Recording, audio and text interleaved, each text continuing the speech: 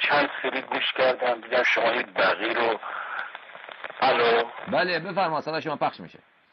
شما میفرمایید که آقای خامنه‌ای واسه بقیه هیچ کار نکرد. خب گوش شما میکنید. مطلع هستید که بله بعد یه لحظه عذر میخوام بذارید از من تمام بشه. بفرمایید. شما مطلع هستید که مزار آقا امام هادی علیه السلام رو بمبگذاری کردن، مزار امام حسن عسکری رو بمبگذاری کردن. شما اینجا رو ساخت کردن، شما خبر دارید؟ برادر بزرگوار من، سوال من از بقیه، حالا اونو جواب میدم. کی کسی اون را ساخته؟ اون را مردم ایران پول جمع کردن، مردم عراق پول جمع کردن و دولت عراق اونجا هیئتی دارد، اوقاف شیعه اون را بازسازی کرده. شما نگو خامنه ای درست کرده. حالا سوال ما راجع به بقیه از جان من.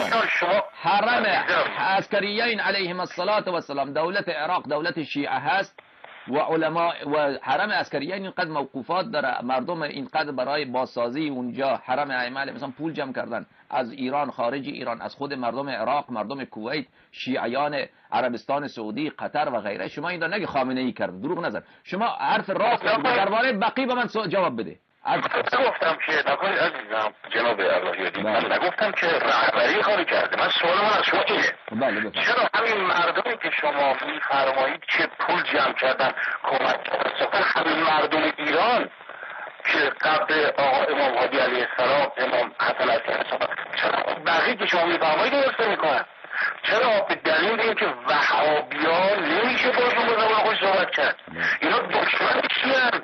اینا اگه بتونن اونجا رو هم میکنن برج. من به شما میپرسم برادر من از شما میپرسم که شما به من بگی آیا اسرائیل از لحاظ اقتصادی، از لحاظ نظامی، از لحاظ فرهنگی، از لحاظ علمی پیشرفته تره یا عربستان سعودی؟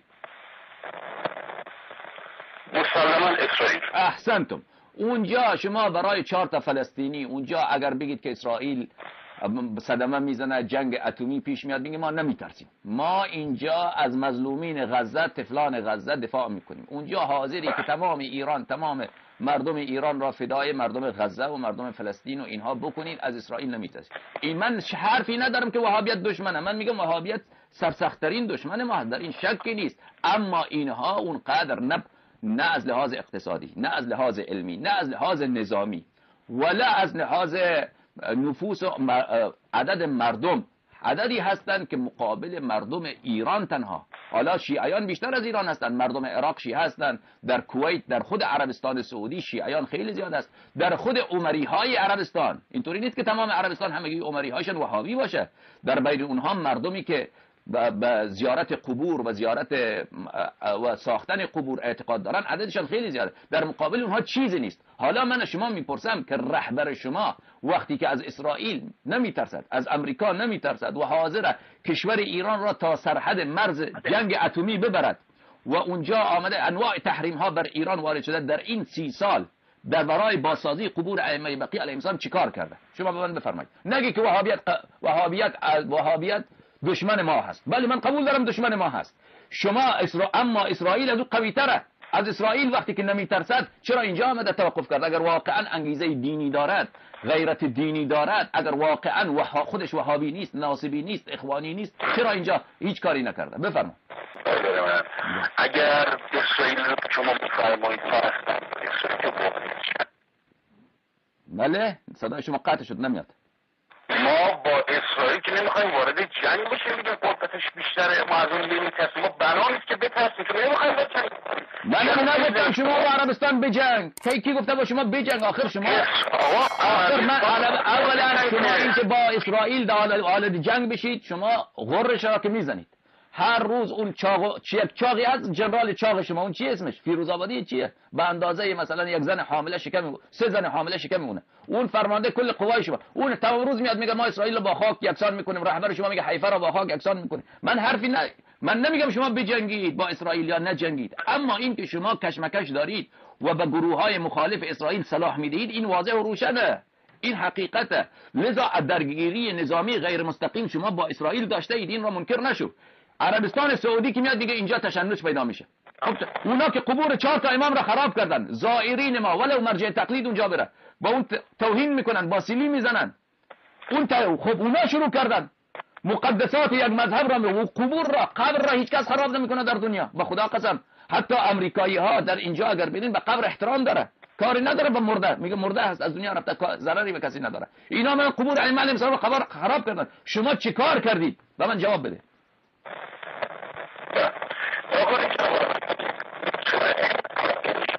صدای شما خیلی خرابه، صدای شما رو من خرابه. داره واضح صحبت کنید، بفرما. نکنید جناب علوی، الان من مدتی هست که دارم فرمایش شما رو میشنوم.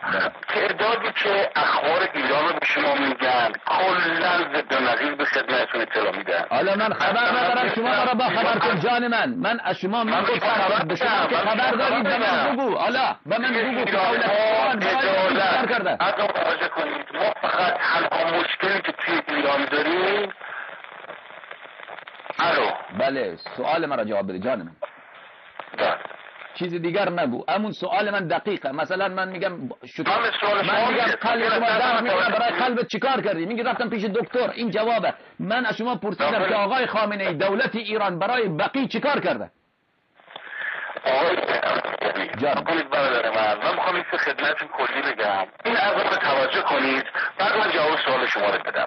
این چیزی که شما از رهبری ایران اطلاعات پیدا کردید، بهتون اطلاع دارید، در این که شما ایرانی نیستید، داخل ایران زندگی نکردید، ایرانی‌ها رو نمی‌شناسید. حالا 2 روز رفتید حوزه ملی قم، نمیدونم کجا تشریف بردید، اونجا درس خوندید، یه سری اطلاعات غلط به شما دادن. این اشخاصی که الان دارن به شما چپ و راست تماس میگیرن، به شما اطلاعات از ایران میدن، آقا ایران اینجوری شد، آقا ایران اینجوری شد، باور بفرمایید شما رو خیلی ثواب شمردن.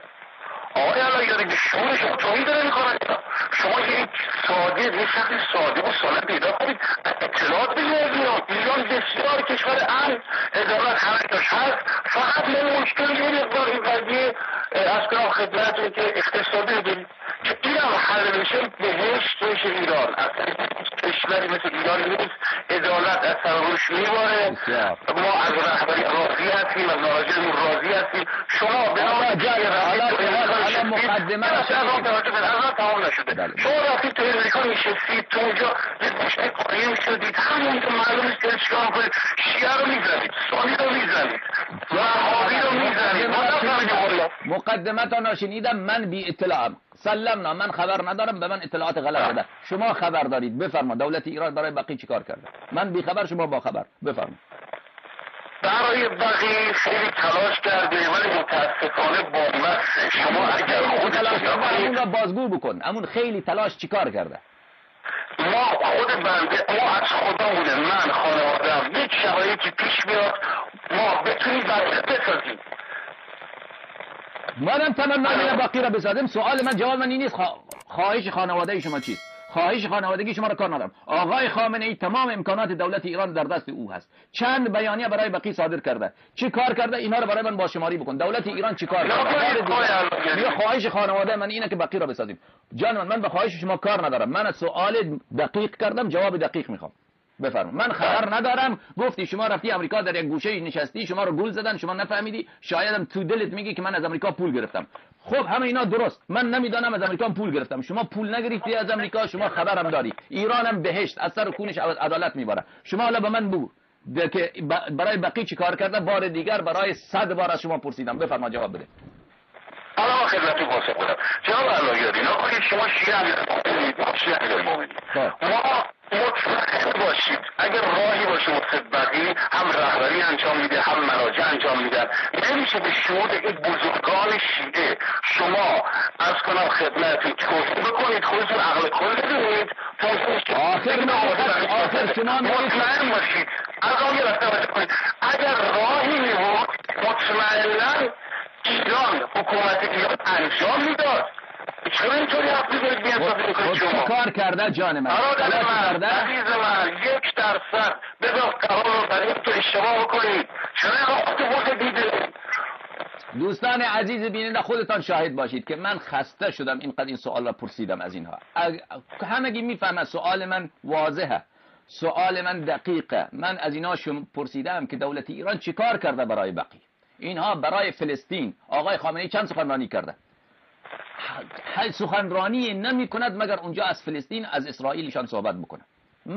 چند بیانیه صادر کرده. شما برید روی سایت آقای خامنه‌ای اونجا سرچ بکنید، فلسطین را، مثلا غزه را، اسرائیل را، رژیم صهیونیستی را، الا ماشاءالله بیانیه، الا ماشاءالله سخنرانی. بعد برید روی خود سایت آقای خامنه ای، من این کار را کردم شما انجام بدید، کلمه بقی را سرچ بکنید، کلمه بقی را سرچ بکنید ببینید چند تا در چند جا آقای خامنه ای در طول این که 30 سال که ایشان در رأس امور هست، 24 سال رهبره، 8 سال قبلش هم رئیس جمهور بود، برای بقی یک سخنرانی نکرده، یک بیانیه صادر نکرده، یعنی در حتی حرفش نزده، حالا چی برسه مقام عمل. شما خودتون برید سرچ بکنید، یک بار بقی را در سخنرانی خود ذکر کرده. اون کی؟ اون زمانی که قبر حجر ابن عدی رضوان الله علیه را وهابیت خراب کردن، اونجا به خاطر اینکه به خاطر قضیه سوریه، به خاطر چونجا منفعت سیاسیش هست، در اونجا بقی را ذکر کرده که بله وهابیت امروز آمدن قبر حجر ابن عدی را خراب کردن، سابقا هم اسلاف اینها بقی را خراب کردن. فقط این قدر گفته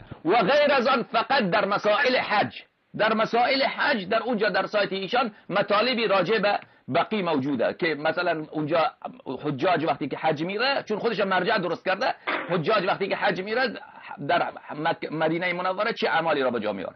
و الا از بیانات ایشان، از سخنرانی هایشان یک لفظ بقی را نمیبینید. بالعکس اونجا برید سخنرانی هایشان درباره فلسطین ببینید، امریکا، اون مسائلی که اصلا ربطی به ایران نداره، منفعتی برای مردم ایران نداره، سر سوزن برای مردم ایران، نه آب درست میکنه نه روغن درست میکنه، بلکه بلا و مصیبت برای مردم ایران درست میکنه، اونا را ذکر کرده.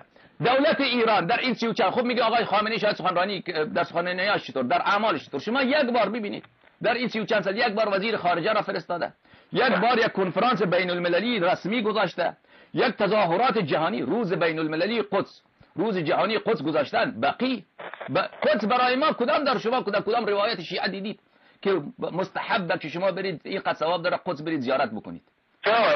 گوش کن قدس برای ما اهمیت مذهبی نداره، اما قبور ائمه بقی علیهم السلام 4 تا مشهد مقدس اونجا هست، یک مشهد نیست اونجا، 4 تا مشهد مقدس اونجا هست، 4 تا نجف اشرف اونجا هست، 4 تا کربلای معلا در اونجا هست. در بقی هیچ جای عالم شما سراغ ندارید که 4 امام معصوم علیه السلام در یک مکان خوابیده و آرامیده باشند. اگر خامنه‌ای شیعه بود، اگر خامنه‌ای وهابی نبود، اگر خامنه‌ای ناصبی نبود، اگر دولت ایران دشمن شیعه نبود، اگر دولت ایران درد مذهب شیعه را داشت، در این 30 و چند سال یک بار برای بقی یک تلاش میکرد، به اندازه 100 که برای فلسطین کرده برای بقی میکرد. نکرده اند دوستان عزیز. و من از ایشان پرسیدم، ایشان میگه من بیخبرم. من بیخبر نیستم، برو سایت خامنه ای را ببین. درسته من امریکا هستم اما اطلاع آوری خیلی عزیز. اما اینکه شما میگید ایران همه چیز عدالت میبره، این رو برات بگم که رئیس جمهور شما، رئیس جمهور فعلی، همین کسی که آقای خامنه ای به او خیلی خوب میبالد و اینها، حسن روحانی همین چند وقت پیش سخنرانی کرد، گفت در این چند سال گذشته بیش از 10,000 میلیارد اختلاس صورت پذیرفته. این کشوری که از اون عدالت میبره 10,000 رئیس جمهورش میگه، ایشان میگه که اینجا سر و تهش عدالت میبره. عجب عدالتی در کشوری که فقط رئیس جمهورش میگه، نمیگه 10,000، میگه بیش از 10,000 میلیارد از بیت المال رسمی، از بودجه رسمی دولت دزدی شده. اونجا وزرایشان خودشان تمام روز بیانیه میدن، سخنرانی میکنن که 120 میلیارد، یکیش میگه دلار، یکیش میگه چند صد میلیارد دلار گم شده، معلوم نیست کجا رفته.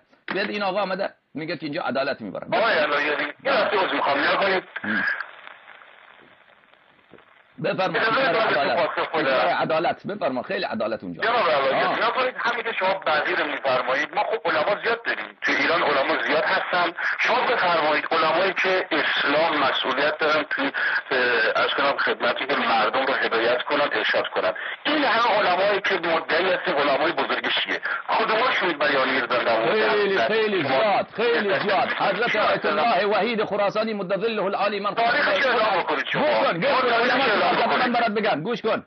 علما امکانات دولت را نداره، علما رادیو در اختیارش نیست، تلویزیون در اختیارش نیست، علما بانک ها در اختیارش نیست، علما سپاه پاسداران در اختیارش نیست، علما ارتش تحت اختیارش نیست، علما از دولت ایران میترسن. اما با این هم علما به قدر توان خود سخنرانی، نوح سرایی، از آقای وحید خراسانی و خیلی از مراجع من خودم یادم هست، در روز وفات، در روز انهدام قبور ائمه بقی علیهم السلام 13 شوال، هر سال در دروسشان تعطیله. بله شما چی نگویید، که اینها چیکار کردن؟ ائمه علما به قدر توان انجام دادن، اما امکانات اونها اولا بله شما فکر می‌کنید این کافیه؟ بله فقط لا یکلف الله نفسا الا وسعها. نمی‌تونه با رهبری صحبت بکنه؟ با رهبری صحبت این رهبری دلیل دارن واسه این کار. گوش کن نمی‌تونن با رهبری صحبت بکنن. با رهبری چی صحبت بکنن؟ با این دجال. این دجال اینقدر مغروره، این خودش در بیوت مراجع، در بیت هر مرجع 20 تا جاسوس داره این ملعون. تلفن گذاشته اونجا، سماعت گذاشته که گوش کنه اینا چی میگن. اونجا دوربین گذاشته، دوربین مخفی که اینا ببینن که اینا چیکار میکنن. بعد در کنار اون 20 تا طلبه جاسوس در هر بیت هر روز میفرسته که برید اونجا ببینید اینا چی میگن. در بین کارکنان دفاتر پر از جاسوسا، خصوصا همین دفتر شهرستانی سیستانی پر از جاسوس‌های وزارت اطلاعات. مراجع بره با خامنه‌ای صحبت بکنه، کجای خامنه‌ای رو درست بکنه، کجای خامنه‌ای رو درست بکنه. آخر این دون پایین از شأن مراجع ما که با یک کسی که در حمام منصوری اون سابقه اشه با او برن صحبت بکنن یا با اون برن حرف بزنن. بله او کارهای خامنه‌ای یکی دوتا که نیست که خراب باشه، او سر تا پا کارش خرابه. یک وهابی ناصبی آوردید اونجا. بله علما چیکار کنن؟ علما خیلی علما دیگر بیشتر از این توان نداره. مثلا من یک روحانی ام اینجا میتونم سخنرانی بکنم، مثلا میتونم مردم را بگم شما نوحه بخوانید، گریه بکنید. دیگر من از این بیشتر امکانات ندارم، یعنی که من یا یک روزی مثلا تظاهرات مردم میگه شما برید تظاهرات بکنید. علما این کار را کرده اند و میکنند، علمایی که درد دین و درد مذهب دارن. اما امکانات یک دولت خیلی بیشتره از امکانات علما، خصوصا اون علمایی که تحت پنجه دولته. دولت به اونها اجازه نمیده که کاری انجام بدن. میگن ما هر کار را خود ما انجام میدیم. اگر قرار با وهابیت مبارزه بشه شما سکوت بکنید، ما خود ما انجام میدیم. اگر قرار جواب وهابیت داشته باشه شما حرف نزنید، ما خود ما کتاب چاپ میکنیم، ما خود ما تبلیغ میکنیم. اگر قرار بقی نه شما فعلا کاری نگیرید، تشنج ایجاد میشه، ما خود ما بقی را درست. هر مسئله را شما علما را که اجازه نمیدید اونها در دخالت بکنه در امور. شما که اجازه نمیدید اونها را که اونها کاری بکنه. در حد توان خود علما انجام میدن، علمای صادقین، و اونا عددشان کمه. بیشتر علما هم که علمای فاسد و فاسقن. لذا برادر بزرگوار من، دوستان عزیز، بهترین دلیل ناصبی بودن خامنه‌ای همینه، خیانت به تشیع همینه. فلسطین را آقا بابا 4 تا ناصبی در غزه، من نمیگم اونا که مظلوم کار خوبیه، نه، ظلم بده، اسرائیل بر اونا ظلم میکنه. بله خدا ظالمین را لعنت بکنه. هر جایی که ظالم هست بر یک بینوایی بیچاره ظلم میکنه. بله اما اون غزه 2 میلیون نفوسشه، شیعیان پاکستان 40 میلیون نفوسشه، از 30 سال که اونا قتل عام میشون. شیعیان افغانستان 7-8 میلیون نفوسشانه. این قتل عام های مسلسل را دیدن. خامنه یک بنده سر سوزن به اونا کمک نمیکنه، بلکه بالعکس به اون قاتلین اونها کمک میکنه. همین الان عکس سمیع الحق را با خامنه ای نشان دادن. این خامنه ای بدترین منافق، این ملعون، این فاسد. اگر درد مذهب داشت، درد دین داشت، این نمیتوانست یک هیئت بلند رتبه دولت را بفرستد با عربستان سعودی که ما تقاضا داریم که قبور ائمه بقی علیهم السلام بازسازی بشه و اختیار قبور و تولیت این در دست شیعیان عربستان باشه یا شیعیان جهان باشه. مثلا یک هیئتی از تمام شیعیان جهان یا حداقل خود شیعیان عربستان، علمای اونجا اداره بکنن قبور ائمه علیهم السلام حرم را. عربستان سعودی قبول نمیکنه. فشار راههای لازم نیست جنگ بشه، راههای فشار خیلی زیاده برای دولت که یک دولت دیگر را تحت فشار قرار بده. اینها هیچ کاری نکردن. میگم یک بیانیه نداده این ملعون خامنه ای برای فلسطین. برای فلسطین یک سخنرانی مگر نمیکنه. این اصلا مرض فلسطین داره خامنه ای، همونطوری که بعضی مردم مرض بواسیر دارن. بله اجلکم الله، این خامنه ای را مرض فلسطین گرفته. مرض فلسطین این سخنرانی بیانیه همه جا فلسطین، غزه، بله اونا مظلومین رژیم صهیونیستی، رژیم اشغالگر، اونا. من نمیگم اونا خوبه، نه، اما ما شیعه هستیم، ما اولویت داریم. ما بله در عالم مظلوم خیلی زیاده، ما برای اونا خود با کشتن بدیم در حالی که خود ما از اونا بیشتر مظلوم تر هستیم. این کار نه شرعی را گفتن نه عقلی را میگوید. این یک خائنه، یک دیوانه را آوردن اینجا که رهبر کردن. دیوانه که نیست، زرنگه، اما خب آدم منحرف یا شیطانه.